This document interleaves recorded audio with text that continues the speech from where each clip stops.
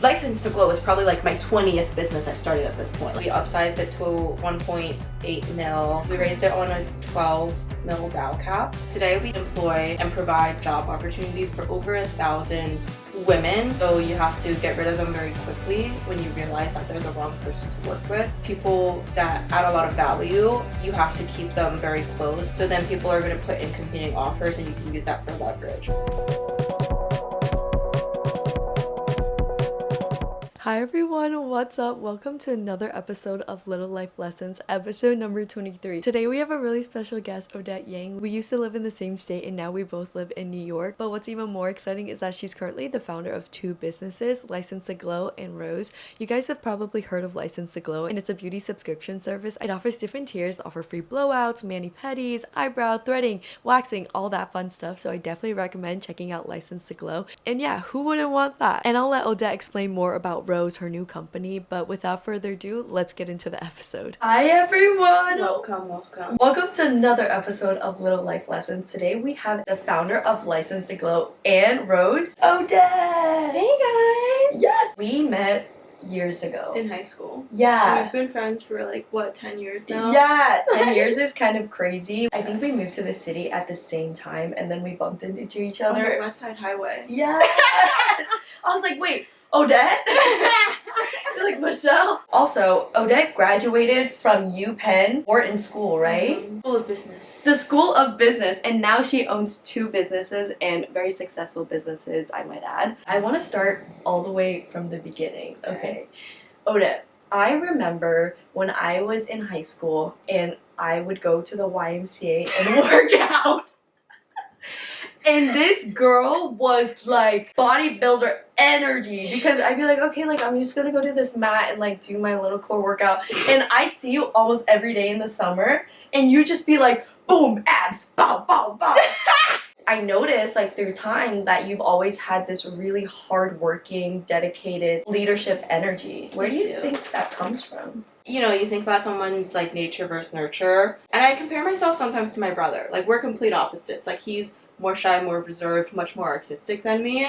And he loves different things than me. Like, he loves going out for food. He loves, you know, video games. He loves, like, cats. And, like, I'm the complete opposite of that, right? So I don't think it's really innate by any, like, genetic, there's some, like, gene in me that, like, made me want to do any of these things. I think it's maybe just personality. Like, I'm someone where I, like, can't sit still and, like, not be doing anything. Like, I hate watching TV because I physically cannot look at a screen and like think about all the other things that I have to do with my life and with my business and with whatever I want to work on, and just like watch the screen and be happy. Like, I will like participate in like the Super Bowl and like with my friends socialize, like that's to me socializing, but I would not like sit there alone and like watch something, because I think for me my mind is just like very overactive, and if I'm ever just watching something, I'm thinking like the million other things that I need to do. So I think it's just more of like a habit rather than like, oh, you know, I was raised to like do whatever. Yeah. I feel like you've always kind of been like that, even from like being vegan to... Yeah, girl. We're not vegan anymore. We're not vegan anymore. Me neither, girl. I have steak for breakfast every day. You see that ribeye in my face?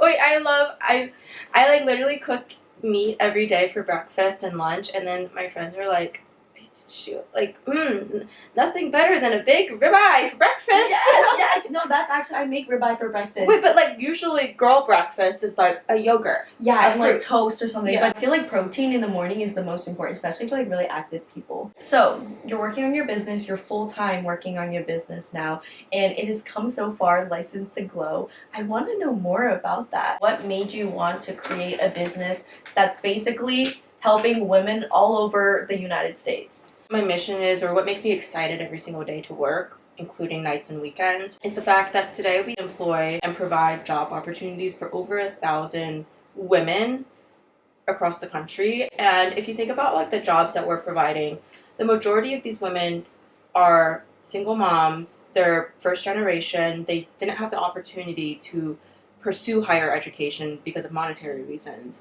But they found this craft within hair or nails or skincare, whatever that beauty craft is, and they became really good at it. And so it's kind of invigorating to see how you're able to provide economic opportunity for these people that would have otherwise never had that opportunity. They're not that great at social media or marketing themselves, but you're giving them a way for them to earn customers and revenue and appointments on autopilot without them really having to lift a finger. So that's really what makes me super excited.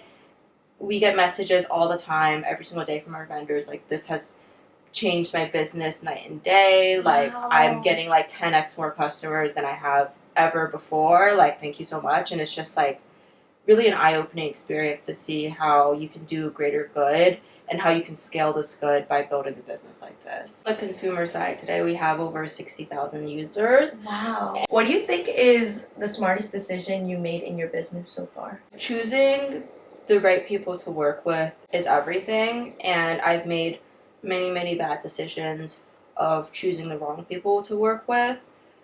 So you have to get rid of them very quickly when you realize that they're the wrong person to work with. And the people that add a lot of value, you have to keep them very close and like be the best friend, the best mentor, the best everything to them, because they always say like, oh, that's a 10x employee. And it's like, how can someone be like 10x as productive or useful as like, you know, another person? And that statement is actually really true. When you find someone that does really good work, they can 10x your business. And you have to really nurture that talent. Some people will not agree with this. My personal take is you have to become good friends with everyone you work with, not just on a business level, but also personal. Everyone that I work with, we're on texting terms. We hang out on the weekend. We drink together. We talk about like our situationships and relationships and everything together, because that's, at the end of the day, what motivates someone to want to work a late night for you, want to work on a weekend for the company, even if it's not in their job description to do it, because they genuinely enjoy working with you. They're genuinely friends with you. And that's what makes people go the extra mile, is when you actually have such a great friendship with everyone that you work with. Yeah. I actually asked another business owner this in my previous podcast episode, but I want to know what your process is like for finding the right team. Like, what is there something specific that you look for? So usually the way I've done it is I put everyone on a 2-month contract at first. So obviously interview, they pass their interview, like they're vetted, whatever. I usually put them on a 2-month working contract, and I, during that 2 months, will set different goals that that person should hit. So that's kind of how I know at first, just because putting them on a contract first kind of incentivizes them to like prove themselves over that 2-month period before giving a full-time offer. It also pushes you as the manager to put different KPIs for them to hit, and be able to keep a close eye and really monitor that. So I think that's one thing that I've done. And then I think second is you have to hit and miss, right? Like, not everyone that you hire is going to be great, and that's okay. And at the end of the day, a job is a job, and it's an exchange of time for money. So as long as, you know, they worked for you, and that's the same with any job, even if they're not the best fit, you pay them the money, they understand it's a job, and you give them feedback, and hopefully they can grow. And then sometimes it's just time to move on. Whereas just the people that are really good, you give them raises, you give them extra opportunities, you give them the ability to grow even deeper into that role, and you have to just really nurture that talent. How do you feel about sitting in this leadership position? Do you feel like it's something that comes to you innately? Oh, no. I mean, I guess, like, my friends always make fun of me. Like, I'm always the one that's like, all right, guys, dinner's at 7, doing dinner at 8:30, and then we're hitting this club after. My friend has a table. Everyone wear this. The planner. Dress the fuck up. Like, take a nap at 6 if you're tired after work. Let's go. Yeah. You know? So, like, that's always been how I was with my friends. Just because, like, I get fucking annoyed when people are like, I'm running it 2 hours late. Sorry. And I'm like, dude, shut the fuck up. Get your ass here. You know? Yeah. And so I've always been like that. I'm not like bossing everyone what to do. It's more like, you know, your role, or like we work together on like a Google Doc. Like, here's the roles that you have to do. And then it's more like we all work in person every single day. So it's like, hey, Odette, I need help with this. I don't know how to do this.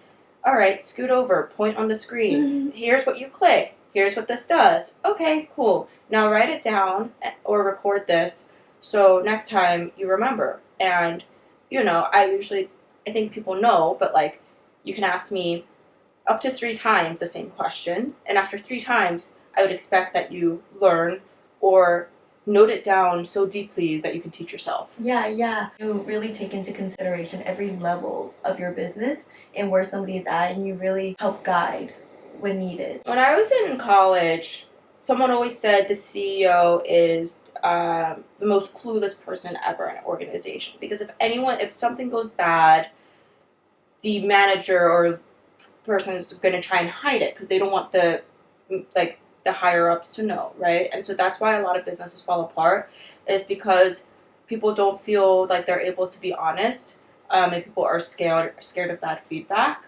And so that's why most commonly, I don't know, there's like a whole class around how managers are known as like most clueless person because no one ever tells you the bad things going on in a business. I make it so hopefully, I'm a super approachable person. I'll be honest, I'm not going to cut to the chase, but also I don't get mad at anyone. Yeah. I'll be like, bro, like, you should know better. I'll be like, Bruh. dude, seriously? But like, I'm not going to be mad at anyone, so I think everyone just tells me all the shit that's going on. I'm like, all right, cool. How can we solve this? Yeah, you seem very chill. Do you ever get really frustrated or like react? Or yeah, I mean, what's an example of something? I don't think anything bad has really. Oh, I don't know. I guess like one time, someone had paid a vendor and I thought it was not good. We were trying out different marketing agencies. We finally found a really great agency to work with, but we were in this really long trial period. And this one agency wanted us to pay them wire them $10K up front for the month. For the month? And I was like, oh, I don't really know. But other people were like, they work with all these large consumer companies. Like, I think it's going to be really good. So I was like, all right, like, if you think it's going to be good, like, you die on this hill.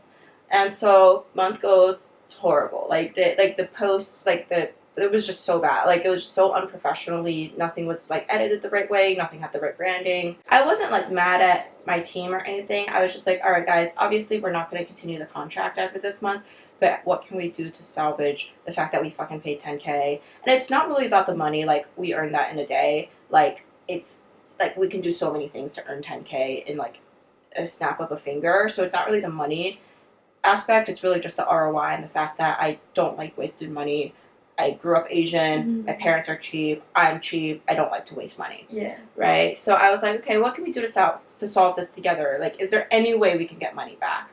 And so, in my perspective, instead of being like, you guys fucking suck, this was such a bad decision, I was like, all right, let's just I'll put together a doc of everything they did wrong, and we'll just ask for, we'll just go to the agency with this doc of everything that went wrong with the month and see what they say. And then they ended up just giving us a 50% refund. Oh. So, yeah, it ended up working. They just wired us $5K back, and they were like, sorry. Wow. And so it ended up working out. So it's not like you have to be mad. You just have to think as a group, okay, this is a learning opportunity. What can we do together to solve it and try to salvage some of it? Yeah, what was the most unexpected thing to happen after becoming a founder? Where do I even start? Lawsuits are great.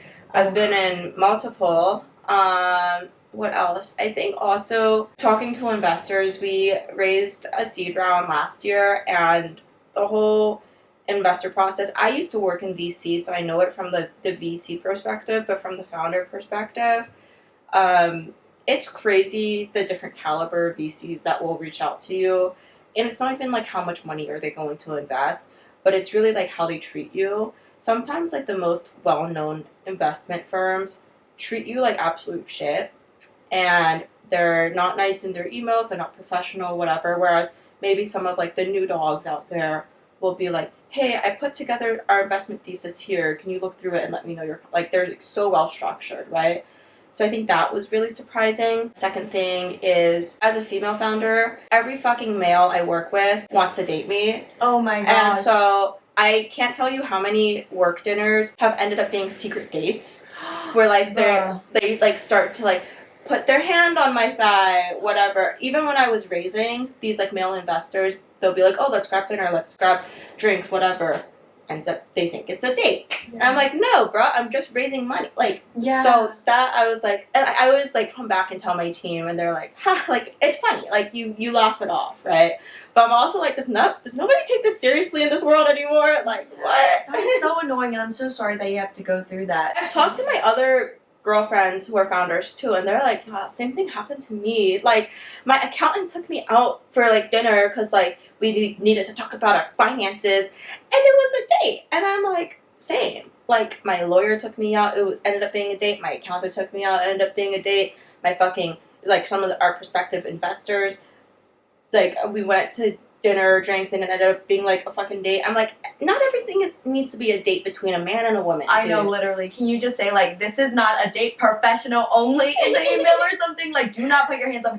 This is why, like, I'm so excited for the future because so many women are pursuing so many male-dominated fields. I would love a female team. No, I agree, but I think the issue is, like, let's say you want to work with, like, an accountant firm. The chances are that that partner at that firm is going to be male. Yeah. Let's say you need to hire law firm because you're raising. Chances are it's like 90% of the partners at that firm are male. Hopefully that will be changing Hopefully in that like 20 years. changes, 20 years or something. If you could go back to day one, what would you do differently? I don't think you should do anything differently because I think every bad thing that has happened to me is meant for a reason. It's a learning opportunity, right? So for instance, like, I think, like, okay, not everything has gotten smooth. Like, we've done a lot of bad deals with people. Like, we've partnered with people that we shouldn't have partnered with. But at the end of the day, every opportunity is a learning lesson. For instance, like, we sign a lot of contracts with salons. Some of them are independent, some of them are large franchises. Ranges from single provider up to people that have, you know, like, dozens of locations. And not all of these locations are going to be the bougiest location ever. And sometimes we will enter into deals where we didn't test the salon, we weren't thorough in our vetting process, we didn't read all the reviews, I'm going to admit that. And what we learned is we signed a few bad deals when we first started, and okay, we got customers churned, customers asked for a refund because they got a botched haircut, got a botched manicure, whatever. And that sucks, but we learned from that, right? And we would have never learned, okay, here's exactly our vetting process, here's exactly what we need the salon to submit, here's the format of the contract they need to sign. We would have never learned any of that if we didn't make those mistakes in the first place. Yeah. So going back to raising funds, what is your best way to raise funds for your business? And do you feel like raising money is important for businesses in general? So for context, we went out for a pre-seed round, and we initially had raised $400K, but we upsized it to 1.8 mil. Okay. In May of 2025. We raised it on a 12 mil val cap. And I think the biggest tip is it's kind of like dating. So you want to make it competitive. So you want to line up all of your calls within the same 2-week period. So then people are going to put in competing offers, and you can use that for leverage, right? So you know how, like, when you go on a date, you make a guy jealous, and you're like, they're like, oh, are you free Friday? You're like, sorry, I actually have other plans. Can you do Thursday instead? And they're like, what the fuck is she doing on Friday? You know? And, or like, you post a hot story, you post a hot thirst trap, or like you post like a photo with another guy's like watch in it, and then the other guy you're seeing is like, who the fuck is that? Now I'm jealous and I want her more, or whatever. Same thing with talking to investors. You want to talk to so many of them, all crammed into the same 2-week period, because there's follow-up calls, right? You go on first call, next call is you show data, next call, like, meet the other team members. So it's like a dancey process. And then when you get the offer, you get offers hopefully from, you know, competing firms. So you can be like, hey, yo, dude, Sequoia is giving me this money on this valuation. Can you match it, or we're just going to go with them? You know, and then they're going to be like, fuck, I want this, like, I don't know, like, Andreessen's going to be like, no, I want to invest more than Sequoia. I want to lead the round. Like, now I'm going to put it even at a higher valuation. So you have to make them, like, compete with each other. Yeah, wow, that's such a great way to put it. I never even thought about that, even in dating too. Such like a Wait, stop. Wait, I post so many thirst traps. Really? Wait, for a reason. Because I want my on my story. I need to watch your story. Why does your story not pop up on my story? Wait, okay, don't post that many. No, my entire Instagram is like all fucking thirst traps because I need men to be like fucking sweating. Bro, I literally commented on a photo that you posted. I was like, oh my god, so cute. And then I think you had No, something. I had many chat. I need to fix that. I have like a random DM automation right now. I was like, that's so smart. Yeah. Because if creepy men come into your DMs, if they get a message back and they think that's something, and then they see like license to glow. No, I was thinking that's hella smart. Like, get that name out there. No, I just have a many chat automation, so anyone that comments on any of my photos gets a DM with a coupon to license to glow. I love that. I think license to glow is such a smart business idea. Don't even know how people haven't like thought of it. It's really hard to build. Yeah. Like, think about it. Like, when we first launched, you have to convince like dozens of salons to be like, yeah, I'm gonna open up my inventory. I'll list you guys. I'll like give you my whole schedule and everything. And you have to convince dozens of these salons in each location to sign up with you before you have any customers, because you can't get any paying customers until you have salons. So you have to convince all of these salons, hey, I have this great vision. You just have to like go through like onboard, do XYZ. You have to, list out your services. You have to like onboard onto this dashboard. It doesn't take that long, the onboarding process, but you have to like convince them to believe in you to do all this. And then after you do all the calls with the salons to get them on, now you have to go do all the marketing to go sell the product and go sell the subscription, right? So it's not just like, okay, I made a cute drink, I made a cute coffee, and I'm just going to market my coffee. You have to convince people on both sides of the market in order for it to work. And it also has to work in the same, say, like 1 month time period, or else people are going to think you're sus and like, what's going on? Right. And that's the thing that I wondered. How does a salon make a profit? How do you make a profit? How does the money move? That's my question. We have a take rate on subscription revenue. So we have a take rate on the revenue that comes in. So let's say you're paying $500 a month. A portion of that goes to us. House takes a fee. The rest of it, vast majority of it, will go to the salon. Say like somebody pays $500 a month, right? And then you take like a certain percentage. You have like 300 something left over to like give to salons and stuff. But like if people are using these services so often and it like is above the rate that they pay or all the money that you have together, is it that the salons are giving you like a discount for those particular services? Like usually they would charge like $60 for a blowout, but that salon is only charging license to glow like $50. So how it works, we get wholesale rates from all of our vendors, right? So basically what we're telling them is like, hey, our average salon makes $5K a month from us. Like, we're not going to like pay you a $5K up front, but like I can show you stats. Like the average salon in New York right now makes $5K a month from us. And so we're going to send you like XYZ traffic. Your employees are going to get tips. Like every business is going to be better. But you have to give us your wholesale rates. And so they give us wholesale rates, and that's how we're able to pass down that discount into this membership structure. Wow, so you pay them in bulk, basically. Yeah. And why it's beneficial, even though it's a wholesale rate rather than the full rate, is because A, most of these employees are paid hourly, right? So they're paid minimum wage hourly.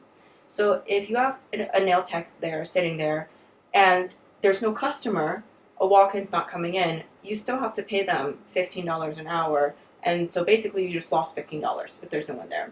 Second, the employee is going to leave and work at another salon if they're not making tips. And they're not going to make tips if you don't have enough customers coming in. So you're going to lose all of your employees if you don't have a lot of customers coming in. So this solves the business problem of you make more money, your employees are happy. That's why we're able to negotiate these wholesale rates and then pass down that discount into our membership structure. And then we have, the way it works is, you're only going to get your haircut X amount of times, not every day. You're only going to get a blowout like once a week. You're only going to get your nails done if it's like acrylic gel, whatever, maybe every 2 or 3 weeks, right? It's not something that you can really abuse. It's not like the gym where you can just like hang out at the gym the entire day and like use their space. So we have this like master multi-tab Excel sheet where we like calculated the financials of everything and like what makes sense, and that's how we built the membership tiers. Wow, what a great like system you have going on. Yeah. How did you think of that? Like, was it something that you just like, okay, this problem needs to be solved. How can I solve it in the most efficient and profitable way? It was really our early partner. So we started in New York. We had 7 salons initially sign up with me in New York. I literally just went door to door and called and like knocked and was like, yo, I have this thing I'm trying to do.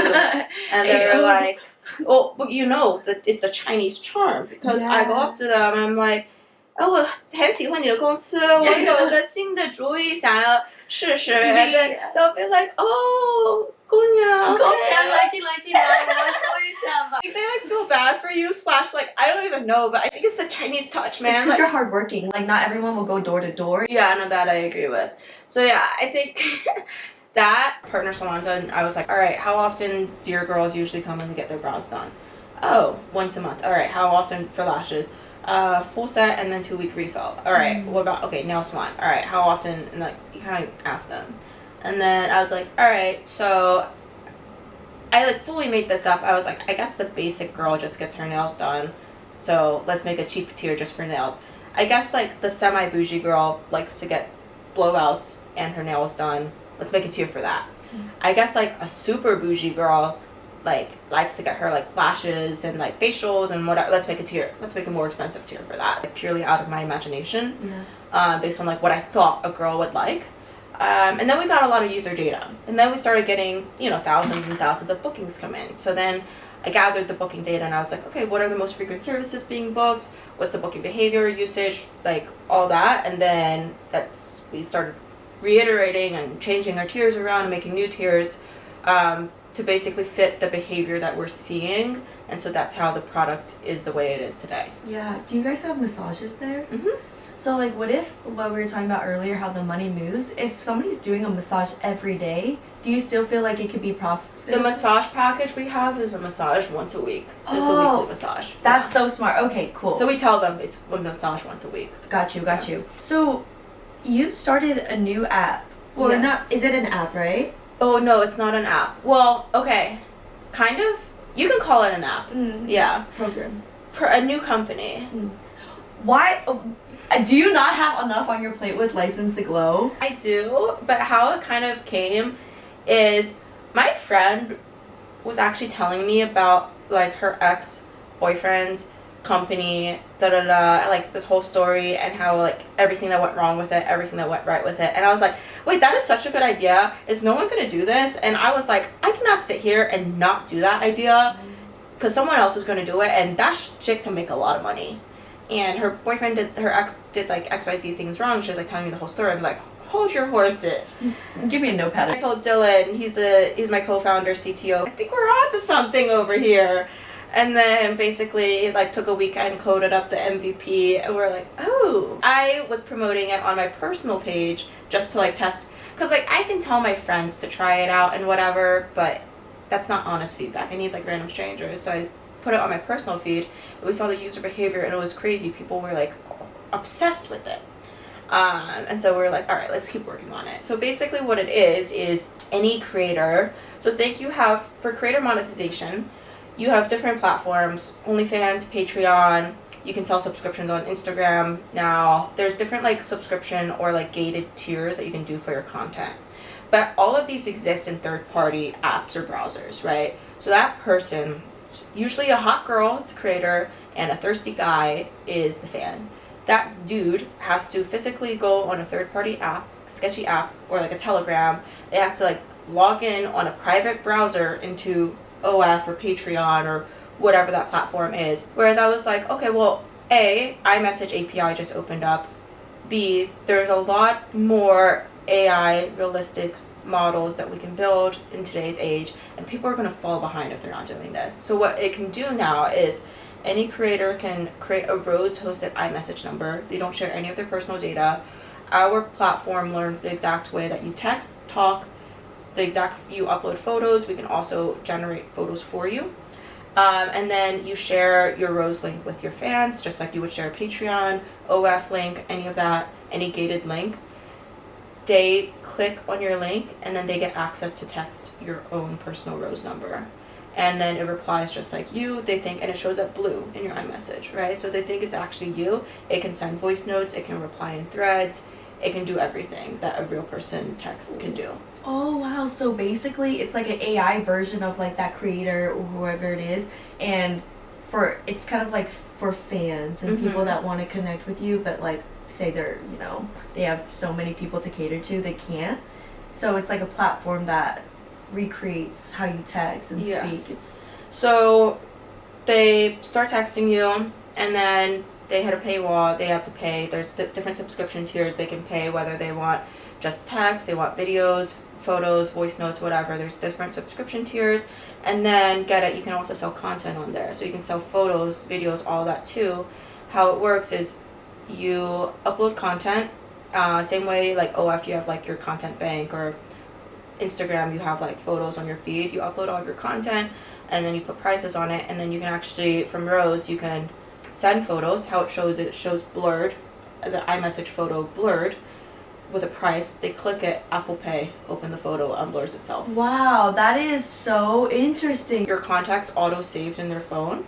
It shows up as like a friend texting you on their phone number. They don't have to log into OF. They don't have to log into Instagram, Patreon, any of these like third-party sketchy things to be able to connect with you. Would you use that personally for yourself?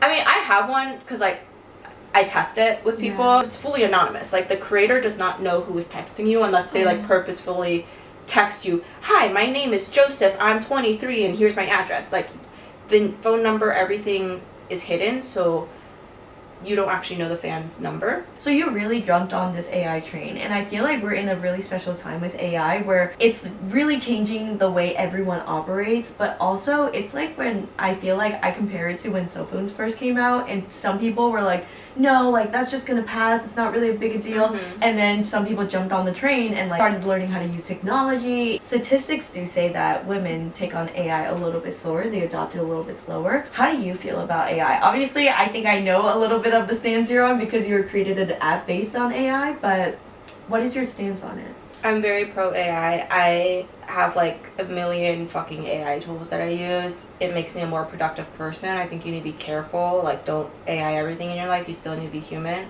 A lot of the creators we work with were at first really hesitant, but then here's how it works, right? So you as the creator, you can stop AI. You can, at any point, you can block people. You can manually text them at any point. You never have to use the AI tool. It's just there if you're too lazy to fucking text the 500 people that are texting you right now. And the thing is, a lot of these creators hire agencies and chatters to go into their DMs and reply for them. So this is basically replacing the chatters that are taking, that are charging you $5 an hour or whatever based in like the Philippines or an offshore agency like that, with AI.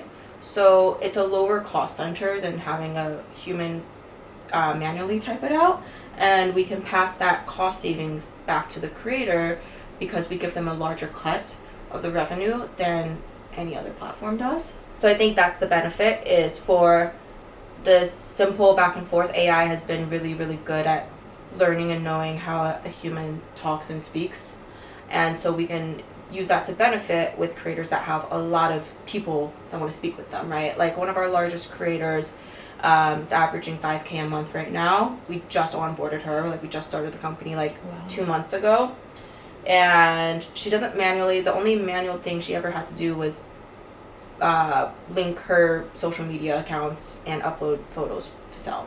That was it, and doesn't need to look at it, anything. She checks in with us once a month for the money, and she's good to go. How do you adopt AI into your life? I have like an AI automation running on our ad spend, so it automatically gives me a weekly report of all of our ads, and then it auto cuts out any ads that are running at a cost per action that's too high for us.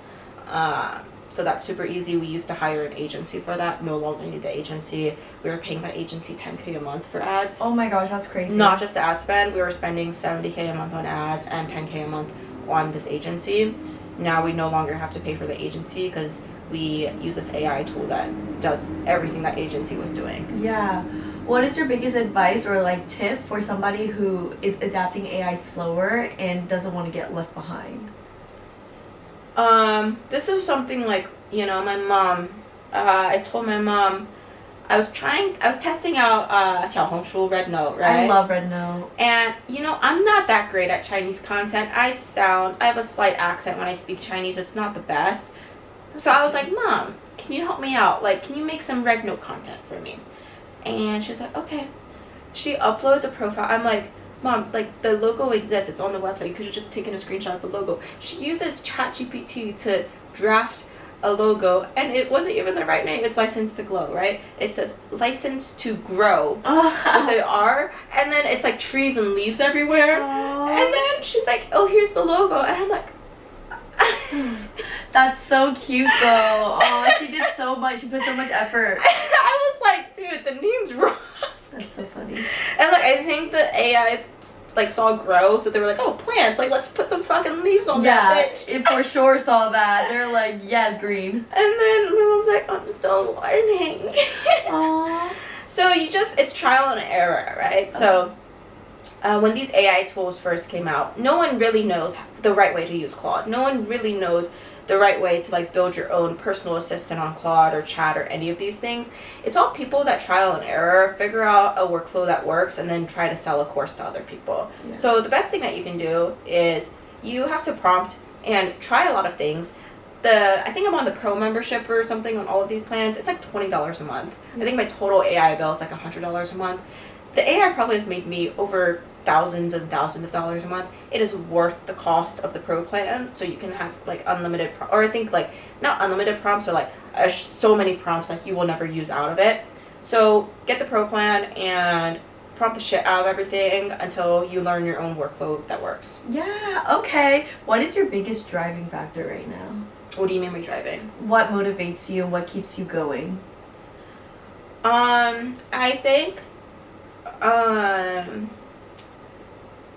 like for License to Glow, it's like all the people that we're helping. And like if License to Glow didn't exist tomorrow, a ton of people would be out of work. And it's just like you gotta keep going because you're helping so many people, and it's so exciting to see that. And I think with Rose, that one is so new. It's like a little child that's like growing like inch by inch every single day. It's like a plant, or like I was never a great planter, but my mom was a great gardener, and it's like, when summer season comes and you see the blueberries harvesting and it's so exciting. It's like that, like every single day when we're onboarding new creators and we're seeing all the chats coming in, and we're seeing the creators being like, holy shit, this is insane, like what?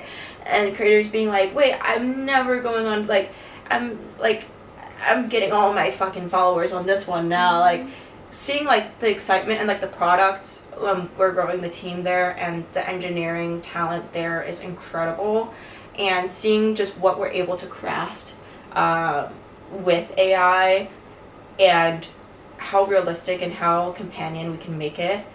Girl, like, just, you don't need no man to pay your bills. Rose paying your bills now. Yeah, okay, well, actually, a point to that. Being a founder and, like, a very motivated woman, do you feel like it's kind of hard to find somebody in the same caliber as you? What is your take on relationships and, like, finding the perfect partner? The longest relationship I've been in, I dated my, like, college sweetheart for 5 years. We dated in college. We moved to New York together, got an apartment together. We then bought a house together. Oh my Stupid gosh. decision. In New York? Yes. Wow. Stupid decision. We went to Paris together. I fucking thought we were getting engaged in Paris. He already bought an engagement ring, everything. We designed it together. And then we broke up in Paris. And then we had to fly on the same flight, sit next to each other for 7 hours. We went back to the house that we bought together in fucking Upper East Side. He slept in the living room. I slept in the bedroom. And he was out in 2 weeks. What was the main factor of, like, that separation? It was a lot of things. I think, we were best friends, right? Like, everything, like, we got along so well. I think it's just long-term, what you want in life started veering in a different path. Like, I think in college, you don't really think about much. Like, you're kind of in the college bubble. And then when I started, thinking about, I have always toiled with, like, startups. Even when I had, like, my corporate job, I, like, had a few stuff on the side. I was always like, License to Glow is probably like my 20th business I've started at this point. Like I've had I've had 20 businesses and ideas that I've built that have failed, right? So there's many things that I've tried that it's not like the first business that you just like hit it out and like make money from. At a certain point in your life, you grow out of each other. Yeah, and do you feel like now the dating life is something that is easier because you've been on dates and stuff? Oh my god, no, I As a don't date. founder, you don't date? I've like not, well, I had, oh my god, I'm so bad at dating. Like, don't spend time on the apps. And like when you do match, it's like I'm so bad at small talk. I'm not gonna be like, hey, how was your day? No, like I just can't do it. Yeah. So I've not had many dates on those apps. And then one time, I think I went on one Hinge date, and it was a complete catfish, and he like didn't look like his photos. So I was like, I'm never. After that date, delete Hinge. Yeah, I'm like, I'm never going on a digital date ever again. Like, that was so stupid. Or if anything, like, I need them to FaceTime me so, like, I know they're real. I can't just, like, meet someone over text. I've had, like, oh my god, 3 situationships in the past year of being single, and they've all, like, blown up like a volcano and erupted into, like, disgustingness. So I'm like, sucks. I hate that, but I feel like situationships most of the time end up like that because you have the most exciting beginning and it's like you're living this fairy tale fantasy. When things start to fall apart, it's like everything is revealed and it's not cute. like, that would be the same in dating as, like, if I actually like you, I'm gonna cancel my plans and hang out with you. Like, Yeah. the email can wait. It's fine. Yeah, I love that because that's kind of like me too. Hey guys, so basically my camera died and then now I'm curling Odette's hair. Well, because I was like, her hair is so nicely curled and mine's like stick straight. It's so beautiful. It's because it's like so healthy. Throwback moment because the first time we ever met in person, I was doing prom hair for people. And that's how we met. And we were talking about relationships and love lives. I'm like, out of all of my friends, I think I have the least going on in the relationship. And I always tell all of my friends, if you know any hot guys, please slide. They don't even have to be that hot. I realistically have like 2 or 3 more years to like look before I need to actually like be super serious, you know? Yeah. So I'm like, it'll be fine. And the right person will come when you're least looking for it. Build your personal friendships and your girl friendships and work on yourself and your business rather than focusing on a guy. Because I will say when I was in a relationship, this is to no fault of the relationship, but obviously a lot of my time was spent on the relationship rather than with my friends, like my girlfriends, or on work or whatever. Like weekends, maybe we just like do a date or like spend that day together rather than me purposefully seeking out female friendships. So now I feel like I'm in such a good place where I have like more friends than I ever thought I would, and they're like really good deep friendships. And I would have never had that if I was in a relationship, you know? Yeah, I understand that. I feel like that's so important, and that's something I learned being in New York is that friendships are so important, especially female friendships. Female friendships that understand each other and it's not like drama, you know? We're actually gonna end the podcast here, and in every episode, of course, we do Little Loves. So Little Loves is basically something that you say something that you love about yourself and then something you love about life in general right now. So what is yours? What do I love about myself? I think I love how confident I am. You know, I used to be at a point where I think when I was still growing up or like in your teenage years, and this is very common for a lot of people in their teenage years, but I was like, I don't like how flat my nose is, or, you know, people would make fun of my like square face, or I don't like how I'm, you know, not the best at whatever, and like I would never feel fully confident in who I was. But I think now I'm at a point where I'm like, I fucking love how I look. I fucking love my body. I love my life and my friendships and everything. So I'm just like so secure in how I am today. I love that. I also really love your confidence. It's very admirable, and I think you. it's like a trait that business owners and founders need to have. How about something you love about life in general? Life in general, I would say, you know, sometimes life is gonna suck and there's so many low points in life, but at the end of the day, you know, ups and downs, you have to ride the steady and keep yourself steady. And when life is good, it's so fucking good. And all the good things will happen to you. You just have to stay stable and keep going. Yes, I love that. For me, what I love about myself is that I love that I'm taking my time. Like, I'm really indulging in everything that I have and I'm not rushing myself, which is nice because I usually try to do everything all at once. And the fact that I'm not rushing, I feel like I'm building a stronger relationship with myself. And something I love about life in general, I get to make so many new connections and real connections, and that's really important to me because I love learning about new people and new things. Like today, I feel like we've learned so much. Yeah, especially from you. So thank you so much for being on this episode. Yay! And we're gonna finish curling her hair. Before we end this podcast episode, I want to remind you guys to check out License to Glow because this beauty subscription service is actually really amazing and it will help you save a lot of money. And also, Little Life Lessons Podcast has a new Instagram account, so definitely check it out. It is the Little Life Lessons Podcast on Instagram. And also, don't forget to subscribe to this channel because it is a new channel. I used to post on my vlog channel. So if you come back and listen pretty often, then please subscribe. And thank you for tuning into episode number 23 of Little Life Lessons. I hope you guys enjoyed, and I'll see you next Monday. Bye!